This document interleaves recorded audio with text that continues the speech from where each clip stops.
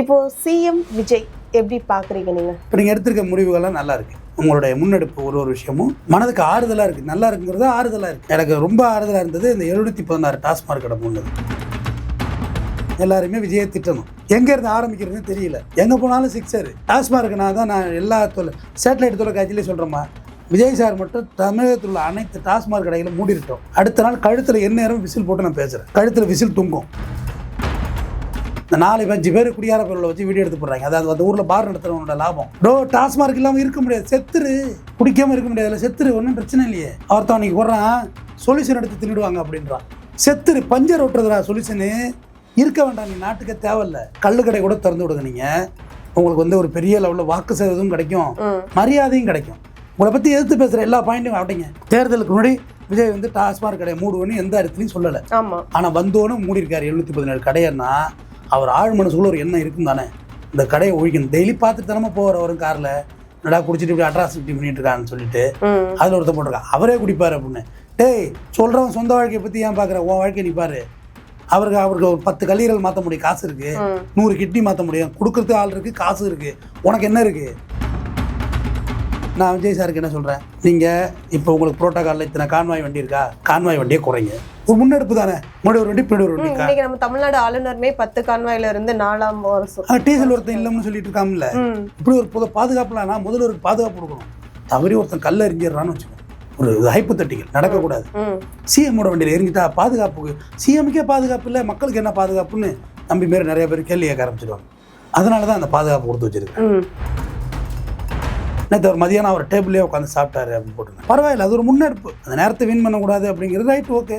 சட்டமன்றத்தில் கேள்விகள் கேட்பாங்க, அதுக்கு பதில் சொல்லணும். வீட்டுக்கு போய் அறிக்கையாக கொடுக்குறங்கிறது மரபு கிடையாது. ஆனால் அவர் எது செஞ்சாலும் அவர் எதிர்த்து கேள்வி கேட்க முடியாது. முதலமைச்சர் இல்லை, வீட்டுக்கு போய்ட்டு அறிக்கையாக கொடுக்குறது கொஞ்சம் நிதானப்பட்டு கொடுக்குறது. ஏன்னா இப்போ தான் வந்திருக்காரு. நம்ம எல்லா குவாலிட்டியும் ஒரே நாளில் எதிர்பார்க்க முடியாதுல்ல. நீங்கள் மேலே வந்துட்டோம் ஆடலான்னு நினச்சிங்கன்னா எரேஸ் பண்ணுங்க ப்ரோ அப்படின்றாருல. அப்போ அது ஒரு நல்ல முன்னெடுப்பு தான். அடுத்தது அவர் போலீஸுக்கு ஒரு அறிக்கை கொடுக்கணும். போலீஸுக்கு இன்னொரு அறிக்கை கொடுத்துருக்க பார்த்தீங்கன்னா, லஞ்சம் வாங்கினா அவங்கள வேலை விட்டு தூக்கணும்னு. அது நல்ல அறிவிப்பு. டாஸ்மார்க்கில் 10 ரூபா சொன்னாங்க இல்லையா, வாங்குறது இல்லையில, அது அறிவிப்பு கொடுத்துட்டாரு. 10 ரூபா வாங்கினா அவங்கள வேலை நிறுத்தம் பண்ணுறாங்க. 21 வயசுக்கு மேலே சரக்கு கம்மி கொடுத்துருந்தாக்க அது எந்த ஊழியரும் அவன் மேலே நடவடிக்கை எடுப்பேன். அப்படின்னா ஆதார் கார்டை காமிச்சு வாங்கிக்கோ அப்படின்னு சொல்லியிருக்காங்க. இது ஒரு முன்னெடுப்பு. நீங்கள் ஒன்றுமே நம்ம விஜய்கிட்ட கோரிக்கை வைக்க வேண்டாம், நீங்களும் வைங்க அந்த கோரிக்கை. ஆனால் இதே கோரிக்கையை தானே சில பேர் விமர்சனம் பண்ணுறாங்க. இதெல்லாம் கண்டிப்பாக எத்தனை சினிமா பாணியில தான் இது நடந்துகிட்டு இருக்கு. வந்தோடனே எல்லாமே அதிரடியாக பண்ணிட்டு அடுத்த ஒரு 6 மாசத்துல அம்பிட்டு அமர்ந்து போய் ஒன்றுமே இல்லாமல் போயிடும் அப்படிங்கிற மாதிரியும் சில பேர் சொல்கிறாங்க இல்லையா? சொல்கிறேன், அமர்ந்த பிறகு பேசுவோம். ப்ரோ 2 பேருக்கு மத்தியில் தான் போட்டினாரு.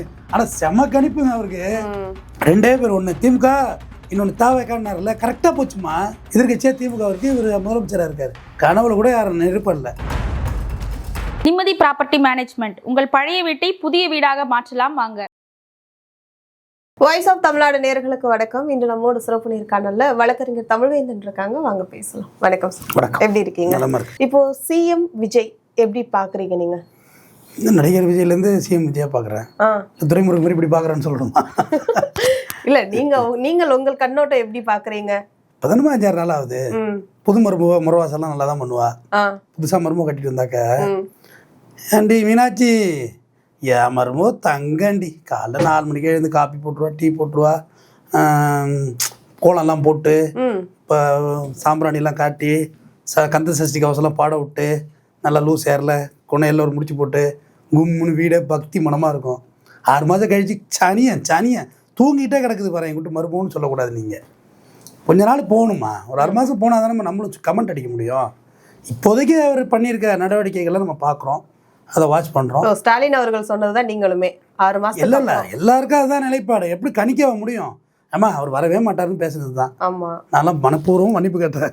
ஒரு தொகுதி ஜெயிக்க மாட்டாரு நான் பேசியிருக்கேன்.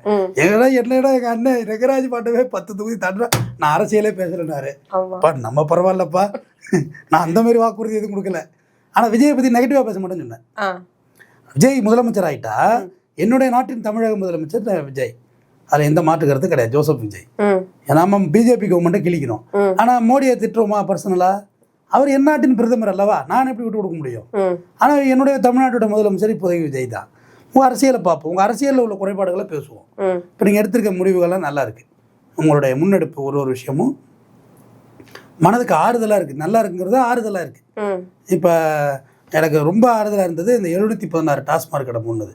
717ன்னு சொல்லி அதில் ஒரு கடையை மூடலைன்னு சொல்லி அதை வீடியோ போட்டு அடுத்த நாள் நார் அடிச்சுட்டாங்க. நேற்று ஃபுல்லாக தான் ட்ரோல் மெட்டீரியல். பட் அதெல்லாம் வந்து கொஞ்சம் சரி பண்ணுங்க. நான் வெளிப்படையாகவே சொல்கிறேன், அந்த கேவி குப்பம் எம்எல்ஏல யார் ஜெகன்மூர்த்தி யார் தோற்று போனார் அந்த தொகுதி, அவர் நான் செருப்பு கூட இல்லை, நான் ஒரு எரிய முதல்வன், எடுக்கிற கேமரா பூரா டிஎஸ்எல்ஆரில் வீடியோ கேமராவில் எடுக்கிறாங்க, நான் ஒரு எரிய முதல்வன், பேருந்தில் ஏறி உட்கார மேலே இருக்கை பார்த்து உட்காந்து என்கிட்ட செருப்பு கூட இல்லைன்னு. அப்புறம் எப்படி உங்களோட நாமினேஷனில் 2,60,00,000 பணம் கட்டியிருக்க ஆரம்பிச்சிருக்கீங்க வித் இனோவா காரோட? தப்பு தானே? அதுதான் விஜய் சொன்னார், யாராவது இந்த ரீல்ஸ் எடுத்து ப்ரமோஷன் பண்ணலான்னு நினைச்சிங்க தொலைச்சி கேட்டுருவேன் அப்படின்ட்டார் அவர். அது நல்ல முன்னெடுப்பு. ஏன்னா தெரிஞ்சு போச்சு இவங்க எல்லாம் ரீல்ஸ் பண்ணி பில்டப் பண்ண போகிறாங்கன்னு. அதெல்லாம் ஒரு நல்ல முன்னெடுப்பு தான். நேற்று ஆதவர்ஜனோட மேடை பார்த்தீங்களா? அந்த நன்றி உரையை கூறியிருந்தார்ல, அதில் ஒரு 10 பாயிண்ட் சொல்லியிருந்தார். தாவேக்கார யாரும் டெண்டர் எடுக்கக்கூடாது, இதெல்லாம் எக்ஸிக்யூட் பண்ணால் இஸ் சூப்பர். ஆமா, தொடர்ந்து அவங்க எல்லா அமைச்சர்களுமே அதான் சொல்றாங்க, ஒன்று எங்க பேரை வச்சுட்டோம் அல்லது விஜயண்ணா பேரை வச்சுட்டோம், நீங்க எந்த இடத்துலயுமே எதுவுமே டெண்டர் எடுக்கக்கூடாது. அது நல்ல முடிவு. நீங்க எதிர்கட்சிக்காரன் டெண்டர் கொடுத்துட்டு நீங்க கரெக்டாக நோண்டி பார்த்துடலாம் செய்கிறானா இல்லையான்னு. அது ஒரு நல்ல முன்னெடுப்பு. ஏன்னா எல்லா கட்சியும் ஆட்சிக்கு வந்தால் என்ன, தார் ரோடு போடலாமா, நம்ம கிடைக்குங்க ஆண்ட்ராய்டு, அந்த சிமெண்ட் ஒர்க்கு எனக்கு கொடுங்க, இப்படிதான் ஆரம்பிக்கிறாங்க. அந்த சேவை மென்டாலிட்டிங்கிறதுலாம் இல்லாமல் போயிட்டு இல்லை. இது ஒரு முன்னெடுப்பாக செய்யணும் அதை. ஏன்னா அந்த கட்சியிலே எல்லாரும் என்ன சொல்கிறாங்க, அவங்க மச்சாலாம் ஆதவை மட்டும் பார்த்துக்கிடுங்க, பாக்கி எந்த பிரச்சனையும் உங்களுக்கு வராதுங்கிறாங்க. பட் அவர் நீ மந்திரி ஆகிட்டார், அவர் எடுக்கிற முன்னெடுப்பு சரியாக இருக்குன்னு பார்ப்போம். இன்னைக்கு முதல் விஷயமா இந்த தமிழ்நாட்டு வரலாறுலேயே ரொம்ப தூரத்துலேருந்து வர்ற சிஎம் தாவேகா தலைவர் விஜய் தான். அவருக்கு ஒரு சின்ன வேண்டுகோளும் வைக்கலாமா இந்த இடத்துல, நீங்கள் வந்து உங்கள் வீடை வந்து கோயஸ் கார்டன் பக்கம் மாற்றிக்கங்க. இப்போ தற்சமயத்து ஒரு ரெண்ட்டு கூட வந்துருங்க, கட்சி ஆஃபீஸோட ஒரு ரெண்ட்டுக்கு வந்துருங்க. ஏன்னா உங்களுக்கு வந்து பனையூர்லேருந்து 17 கிலோமீட்டர் டிராஃபிக்கை வந்து அவர் தான் இன்னைக்கு சொல்லியிருந்தார் இல்லையா, நான் வர்ற வழியில் மக்களுக்கு இடையூறு வர. அருமை. ஆனால் போலீஸ் அதை கேட்க மாட்டாங்க. போலீஸுக்குன்னு ஒரு புரோட்டோகால் வச்சுருக்காங்கம்மா, அதை கேட்க மாட்டாங்கம்மா. இன்னைக்கு வந்து ஒரு எப்படி பண்ணியிருந்தாங்கன்னா, ஒரு ஒன் வேலையை 2 பார்ட்டிஷன் கூம்பு வச்சு பிரித்து விட்டுருந்தாங்க. இது டெய்லி செஞ்சுட்டு இருக்க முடியாதுல்ல, அதான் போலீஸுக்கு வேலை. ஏன்னா கலைஞர் அவர்களுக்கு கோபாலபுரம் வீடு, ஏன் ஸ்டாலின் ஐயாவுக்கு வேளச்சேரிமா வீடு. ஆனால் சிஎம் ஆனது பிறகு இங்கே வந்துட்டாரு, எங்கள் சித்தரஞ்சாலை வந்துட்டாரு. ஏன்னா இங்கே தான் கிட்டக்க, காமராஜருக்கு இங்கே தான் வீடு இருந்தது, டி நகர்லாம் வீடு இருந்தது. அன்னைக்கு இருந்த டிராஃபிக் இன்னைக்கு இல்லை. நீ டிராஃபிக்லேயே வழி இது மெட்ராஸ். அப்போ ஆனரபிள் சிஎம் வந்து இன்னும் கொஞ்சம் கிட்டக்க வந்துடலாம்ல, அவருக்கு தானே டைம் சேவிங் ஆகும். அது இன்னைக்கு கூட அவர் சொல்லியிருந்தாரு, எனக்காக மக்களை நிப்பாட்டாதுன்னு. இந்த பாண்டிச்சேரி முதலமைச்சர் ரங்கசாமி சொல்கிறாருமா, என்ன இருக்காங்க ரங்கசாமி ஐயா இருக்கார்ல, அவர் வந்து டிராஃபிக்கில் நின்று இருக்காரு. எனக்கு அவர் 2-3 வாட்டி நான் பர்சனலாக போய் நீங்கள் கூட போய் பார்க்கலாம். அவர் யாருமே ஒன்றும் புரோட்டோகால்லாம் இருக்காது. நீங்கள் பாட்டு ஈவினிங் போனால் கோயிலில் இருப்பார், பார்த்துட்டு வந்துடலாம். அப்படி ஒரு சிஎம் நீங்கள் பார்க்கணும், பார்த்து வந்துருங்க. சாயந்தரம் 7 மணிக்கு போங்கம்மா, எல்லாருக்கும் அவர் தான் சோறு போடுவார் கரண்டியால். பேட்மிண்டன் விளையாண்டுட்டு போய் குளிச்சுட்டு டீ சாப்பிட்டு ஒரு கிளாஸ் மட்டும். ஃபியூச்சர்ல நம்ம சிஎம் அப்படிதான் ஆவாங்கன்னு தானே பேச பொருளா இது மாதிரி ஆக்கணும். நம்ம இது மாதிரி சொல்லணும், இது மாதிரி நம்ம சொல்லணும். நம்ம அவர் வந்து ரொம்ப எளிமையான மனுஷன். அவர் வந்துட்டு கூட போலீஸ் துப்பாக்கி வச்சுருக்காங்கல்ல, பிஎஸ்ஓ துப்பாக்கி வச்சுருந்தா எதுக்கு துப்பாக்கி வச்சுருக்க, சின்ன பிள்ளைங்க, ஏன்னா சின்ன பிள்ளைங்க மிட்டாய் வாங்க வருது, அள்ளி மிட்டாய் கொடுக்குறாருமா. உண்மையிலே காமராஜர் பேர் சட்டை போட்டுக்கிட்டு எனக்கு ஆச்சரியமாக இருந்துச்சு, இப்படியாடா சிஎம் அடே அப்பா அப்படின்னு ரொம்ப அவர் மேலே எனக்கு அபிப்பிராயம் வந்துருச்சு. அவர் பிஜேபி அலையன்ஸ் ஜெயிச்சாரா அதுன்னு சொல்லுவாங்க, எல்லாத்துக்கும் பிஜேபின்னு என்ன, அவனும் ஒரு கட்சி அவங்க ஆண்டு போயிட்டுருக்காங்க. நல்லவனு சொல்லணும்ல, அது எப்படி நம்ம கெட்டதல்னு சொல்ல முடியும். இவரை போய் அவர் துப்பாக்கி வச்சிருக்கக்கூடாது. ஐயா உங்களுக்கு பாதுகாப்பு, உனக்கே சம்பளம் நான் தான் போடுறேன், நீ என்னை பாதுகாக்க போறியா, சூப்பரில் உனக்கே பாதுகாப்பு நான் தானே சிஎம், நீ என்கிட்ட வேலை பார்க்குற போலீஸு, நீ என்ன எனக்கு பாதுகாப்பு கொடுக்க போகிற. அவரோட பாயிண்ட் ஆஃப் வியூ, அவரை பற்றி ரொம்ப இன்ட்ரெஸ்டிங்கான தகவல்லாம் நான் வச்சுருக்கேன். கிட்டத்தட்ட நேற்று வந்து அவர் வந்து அவரோட டேபிளில் அவர் உட்காந்து சாப்பிட்டது இதெல்லாம் ஃபோட்டோ ஷூட் நடத்தாமல் ரியலாக பண்ணிட்டா ஓகே தான். இதில் என்ன அவர் என்னமாங்க நம்ம ஆவாத போகாதவர என்ன எல்லாம் வாய முடிட்டாங்கம்மா, எங்கே இருந்து ஆரம்பிக்கிறது. ஏன்னா இப்போ அவரை திட்டணும், எல்லாருமே விஜயை திட்டணும், எங்கே இருந்து ஆரம்பிக்கிறதுன்னு தெரியல. எங்கே போனாலும் சிக்ஸரு. டாஸ்மார்க்கு நான் எல்லா சேட்டலைட் தொலைக்காட்சியிலையும் சொல்கிறேம்மா, விஜய் சார் மட்டும் தமிழகத்தில் உள்ள அனைத்து டாஸ்மார்க் கடைகளும் மூடிட்டோம். அடுத்த நாள் கழுத்தில் எந்நேரம் விசில் போட்டு நான் பேசுகிறேன், கழுத்தில் விசில் தொங்கும். நான் எந்த கட்சி வேணுமோ சார்ந்திருக்கேன், அது என் விருப்பம். அது என்னுடைய தனிப்பட்ட விருப்பம். நான் எந்த கட்சியை சார்ந்திருப்பேன், எந்த இயக்கத்தை வேணுமோ சார்ந்திருப்பேன், எந்த கொள்கையை வேணுமோ நான் பின்பற்றுவேன். ஆனால் கழுத்தில் விஜயோட இவங்க சிம்பிளோட பேசுகிறேன், விசிலோட பேசுகிறேன். நடைமுறைப்படுத்தி கொஞ்சம் யோசிச்சு எதாக இருந்தாலும் சொல்லுங்கள், ஏன்னா எல்லாமே திடீர்னு மாறுது. கடையை மூடட்டுமா, நான் மனப்பூர்வமாக செய்யும் இதில் பொய் சத்தியம் நடத்துகிறமான அரசியல்வாதியா, அப்படிலாம் இல்லையே. நம்மளை மேடை பேச்சை பேசிகிட்டு இருக்கோம் பொழப்பா, அதெல்லாம் ஒன்றும் இல்லை. அவர் டாஸ்மார்க் மூடட்டும். ஏன்னா நான் ரொம்ப ஆழமாக விஜய் டாஸ்மார்க் மூடுவாருன்னு நான் பேசிகிட்டே இருக்கேன் தொடர்ந்து. நான் முதல் நாள் பேச அடுத்த நாள் 717 கடை மூடுறாருன்னு அறிவிக்கை கொடுத்துருந்தாங்களா, ரொம்ப மகிழ்ச்சியாக இருந்தது. ஏன்னா டிஎம்கே பீரியடில் 500 கடை மூடினாங்க, ஏடிஎம்கே பீரியடில் மூடினாங்க. நான் வந்து கோர்ட்டில் போய் கேஸ் போட்டேன், டாஸ்மார்க் கடை மூணு பொதுநல வழக்கு போட்டேன். பட் வழக்கு டிஸ்மிஸ் ஆச்சு. என்ன கிரவுண்டில் டிஸ்மிஸ் ஆச்சுன்னா, அரசின் கொள்கை முடிவில் வந்து கோர்ட்டு தலையிட முடியாது. ஸோ டிஸ்மிஸ் ஆச்சு. நான் என்ன பண்ணுறது, என்கிட்ட இருந்த சோர்ஸ் முடிஞ்சு போச்சு. நம்மள்ட்ட இருந்த ஆயுதம் நீதிமன்றங்கிற ஆயுதம் தான், வேறு எதுவும் என்கிட்ட ஆயுதம் இல்லை. நம்மள்ட்ட நேரடியாக போய் மூடுறது நம்மள்ட்ட தெம்பும் கிடையாது, சட்டமும் அனுமதிக்காது. சரி, மக்களை திரட்டி புரட்சி பண்ணோன்னா புரட்சிக்கு வரவனே குடிச்சிட்டு தான் வர்றான். நான் இங்கேருந்து புரட்சி பண்ணுறது, சரி 4 பேர் திரட்டுவோம், வாங்கடா எல்லாம் கடையை போய் முற்றுகையிடுவோம்னா முற்றுகையிட போகிறதுக்குள்ளே குடிச்சிடலாம். நான் எங்கே இருந்து முற்றுகையிடுறது? போராட்டம் எத்தனை மணிக்கு வச்சுருக்கீங்க? 10 மணிக்கு வச்சுருக்கேன். 12:30 வைங்க, அதான் கரெக்டாக இருக்கும் தலைவரை. 12:30 வைங்க, ஏன்னா பக்கத்து கல்ல குடிச்சு வந்து என்னோட நின்னா நான் எங்கே இருந்து போராடுறது? அதையும் செஞ்சு பார்த்துட்டோமா? நான் செய்யாத முயற்சி இல்லை. அதாவது மது வேண்டாம்னோ மது இன்ட்ரெஸ்டட் இல்லைன்னு நான் பேசலை. பட் அது அடுத்த தலைமுறை கொள்ள ஆரம்பிச்சிட்டு. நம்ம முதல் தலைமுறை, உங்கள் அப்பா செட்டு இருக்காங்கல்ல, உங்கள் அப்பா செட்டு நம்ம செட்டு சாவறதை பார்க்குறாங்க. நம்ம செட்டு நமக்கு அடுத்த செட்டு சாவறதை பார்க்குறோமா இல்லையா? குடிச்சிட்டு கிட்டி லிவர் போகிறது இல்லை, பைக்கில் போய் மோதி செத்துடுறானே. குடிச்சாதான் அவன் கற்பழிக்கிறான், குடிச்சாதான் மூடு அப்செட் ஆகும், குடிச்சிட்டு ரோட்டில் துணிமணி இல்லாமல் கிடக்கிறான், குடிச்சிட்டு இப்போ ஈவிட்டு சிங் பண்ணுறான், குடிச்சிட்டு பொது வெளியில் பஸ் ஸ்டாண்டில் அம்மனகிட்டே கிடக்கிறானா இல்லையா? சங்கடமாக இருக்குல்ல. நம்ம நாட்டோட குடிமகன் தானே அவன், சிட்டிசன் தானே, நம்ம நாட்டின் பிரஜை தானே. அவன் கண்ணியமாக வாழ்வதற்கு நம்ம வழி கொடுக்கணும்ல. அவன் கண்ணியமாக வயதாக இறக்குறது நம்ம ஒரு ஓப்பனிங் கொடுக்கணும்ல. அல்பாயுசில் சாவுறது நம்ம எப்படிமா ஓப்பனிங் கொடுக்குறது? ஒரு முறையான நீ மார்ச்சேரி போயிட்டு வாங்க, அங்கே ஒரு குறைந்தது 5 மரணம் குடிமரணம் இருக்குமா உள்ள மார்ச்சேரி இருக்குல்ல, கவர்மெண்ட் மார்ச்சேரி. அங்கே போய் 5 மரணம் குடிமரணம் இருக்குது. ஒரு விகிதாச்சார அடிப்படையில் பார்த்தாக்க 78,000 ஆக்சிடென்ட்டுக்கு மேலே நடக்குது குடினால மட்டும், ஃபேட்டல். நம்ம அலுவலகத்தில் இருக்க ஆக்சிடென்ட் கேஸ்லேயே நிறைய குடி இருக்குமா. ஆனால் அந்த காவலர்களும் அந்த டாக்டர்ஸும் அதை பெருசாக குடிச்சிருந்தான்னு காமிக்க மாட்டாங்க. ஏன்னா இன்சூரன்ஸ் கிளைமிங்கில் நிறைய பிரச்சனை வந்துடும். ரொம்ப ப்ரூட்டல் கேஸு காமிச்சிடுறாங்க, நிறைய கேஸுக்கு சாராய நெடி இல்லைங்கிற மாரியே சர்டிஃபிகேட் கொடுத்துட்றாங்கன்னு வச்சுக்கோங்க. மேலோட்டமாக இருக்கும். அது ஒரு கருணை தான். குடும்பமாக ஏதாவது ஒழிஞ்சு போட்டுன்னு பூரா ஹைடெக் பைக்கை வாங்கிட்டு குடிச்சிக்கிட்டு கொண்டு குப்பரை அடிச்சுட்டு விழுந்து இப்போ வர்ற பைக்கில் முதல்ல பிழைக்க மாட்டேன் தெரியும் தானே. ஸ்பாட்டை விட்டு தான் மண்டையெல்லாம் செதறிடும். அது காரணம் குடி தான். குடிச்சிட்டு குடும்பத்தை பார்க்க மாட்டான், பொண்டாட்டி தூக்கி விட்டு உதைக்கிறான், புள்ளையை தூக்கி விட்டு உதைக்கிறான். தாத்தா பாட்டியை கொளிச்சு விட்டுறாங்க எனக்கு ஒருத்த மன்னார்குடியில். ஆமாம், தாத்தா பாட்டியை எவ்வளோ தாத்தாவெல்லாம் பேர் அலுவலகத்தில் எவ்வளோ பெரிய போட்டா வச்சிருக்கேன் பாரு. தாத்தாவெல்லாம் தெய்வமாக வணங்கிட்டு இருக்கேன்.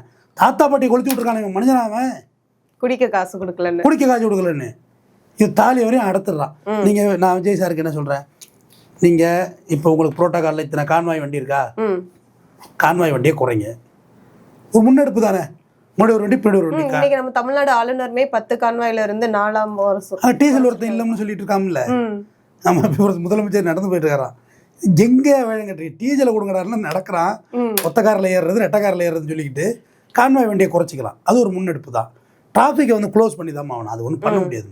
ஏன்னா ராஜீவ்காந்தி அஃபெக்டடுக்கு பிறகு தான் ராஜீவ்காந்தி அசாசினேஷன் நடந்துச்சுல, அதுக்கு பிறகு தான் எல்லாத்தையும் பாதுகாப்பை பலப்படுத்தினாங்க. அதுக்கு முன்னாடி எல்லாம் கேஷுவலாக சுற்றிட்டு இருந்தவங்க தான்மா. ஏர்போர்ட் இருக்குல்லம்மா, அதில் ஃபயரிங் பண்ணாங்கல்ல தீவிரவாதி, அதுக்கு முன்னாடி கிட்ட போய் டாட்டா காமிக்கிற இடம் வரையும் போகலாம். உள்ள இமிக்ரேஷன் என்ட்ரி இருக்குல்ல, அது வரைக்கும் நீங்கள் உள்ளே போகலாம். இப்போ தான் பிளாக் பண்ணாங்க. ஏன்னா ஏர்போர்ட்டை அடித்தது பிறகு. ராஜீவ்காந்தி அடிக்கிறதுக்கு முன்னாடி கேஷுவலாக இருந்தது தானம்மா. இங்கே இப்படி ஒரு பாதுகாப்புலாம்னா முதல்ல ஒரு பாதுகாப்பு கொடுக்கணும். தவறி ஒருத்தன் கல்ல எரிஞ்சிடறான்னு வச்சுக்கோங்க, ஒரு ஹைப்போதெட்டிக்கல் நடக்கக்கூடாது. சிஎம்மோட வண்டியில் எரிஞ்சிட்டா பாதுகாப்புக்கு, சிஎம்முக்கே பாதுகாப்பு இல்லை, மக்களுக்கு என்ன பாதுகாப்புன்னு தம்பி மாரி நிறைய பேர் கேள்வி கேட்க ஆரம்பிச்சிடுவாங்க. அதனால தான் அந்த பாதுகாப்பு கொடுத்து வச்சிருக்கிறேன். அது கொடுத்து தான் ஆகணும். கொஞ்சம் கிட்டக்க வந்துடுறது பெட்டர் சாய்ஸுங்கிறது என்னோட கருத்து. ஜோதிடத்தை கேட்டு ரத்தன் பாட்டிகிட்ட கேட்டுட்டு கிட்டக்க வந்துடல. ஏன்னா நிறைய பேர் அது ஜோதிடத்தை நம்புறாங்கல்ல. பீச்சுக்கு எதிராக வந்துட்டு அது நல்லா இருக்கும். அங்கே பீச்சுக்கு எதிராக தானே வீடு இருக்குது. இங்கே பீச்சுக்கு எதிராக பார்த்து சாந்தம் சைடு வந்துட வேண்டிய கும்முன்னு ஏரியா வளர்த்துட்டு. ஏன்னா செக்ரட்டரியேட்டு கிட்டக்கம்மா, அவர் இனிமேல் சினிமா நடிக்க போகிறது இல்லை. பனையூர் ஆஃபீஸ் இங்கே ஷிஃப்ட் பண்ணிட்டாங்க. வர்றவங்க போகிறவங்களுக்கு ஈஸி இல்லை. சென்ட்ரல் ரயில்வே ஸ்டேஷனில் இறங்கி அப்படி வந்துடுவாங்க. ஏன்னா பனையூர் வந்து கிளாம்பாக்கத்துக்கு கிட்ட கிடையாது, கோயம்பேடு கிட்ட கிடையாது, சென்ட்ரலு கிட்ட கிடையாது, எக்மோரு கிட்ட கிடையாது. இங்கே வந்துடலாம்ல. இன்றைக்கி முதல் எடுப்பாக சொல்லியிருந்தாரு, மக்களை டிஸ்டர்ப் பண்ணாதீங்கன்னு. நல்லா இருந்தது, கேட்க நல்லா இருந்தது, பார்க்கவும் அழகாக இருந்தது. அதை வீடியோவில் எடுத்தாங்க, ட்ரோன் காட்சிகளும் பார்த்தேன், நல்லா இருந்தது. அதை ரெகுலரைஸ் பண்ணணும்ல. நீங்கள் இன்றைக்கி ஒன்று சொல்லிவிட்டு நாளைக்கு பரட்டியெல்லாம் பேச முடியாதுமா. உங்களை வாட்ச் பண்ணிகிட்டே இருப்பாங்க. நேற்று ஒரு மதியானம் அவர் டேபிள்லேயே உட்காந்து சாப்பிட்டாரு அப்படின்னு போட்டுருந்தாங்க. ரைட்டு, முன்னாடி கையில் சாப்பிட்டாரு. ஏமா கையில சாப்பிட்டாரு ஸ்பூன் இல்ல அதையே ஒரு பேசு பொருளா சொல்றாங்க இல்லையா, கையில எல்லாரும் நம்ம அப்படி சொல்ல முடியாது. கையால தான் சாப்பிட்றாங்க, சாப்பாடு எங்கேயும் இருக்குது, கையால தான் சாப்பிட்றாங்க. பரவாயில்ல, அது ஒரு முன்னெடுப்பு. அந்த நேரத்தை வீண் பண்ணக்கூடாது அப்படிங்கிறது ரைட், ஓகே. சட்டமன்றத்தில் கேள்விகள் கேட்பாங்க, அதுக்கு பதில் சொல்லணும். வீட்டுக்கு போய் அறிக்கையாக கொடுக்குறங்கிறது வந்து மரபு கிடையாது. ஆனால் அவர் எது செஞ்சாலும் அவர் எதிர்த்து கேள்வி கேட்க முடியாது. முதலமைச்சர் இல்லை, வீட்டுக்கு போயிட்டு அறிக்கையாக கொடுக்குறது கொஞ்சம் நிதானப்பட்டு கொடுக்குறது. ஏன்னா இப்போ தான் வந்திருக்காரு, நம்ம எல்லா குவாலிட்டியும் ஒரே நாளில் எதிர்பார்க்க முடியாதுல்ல. நாளை தூக்கி கொண்ட சிஎம் உட்கார வச்சா உங்களுக்கு எல்லாம் தெரிஞ்சிருமா?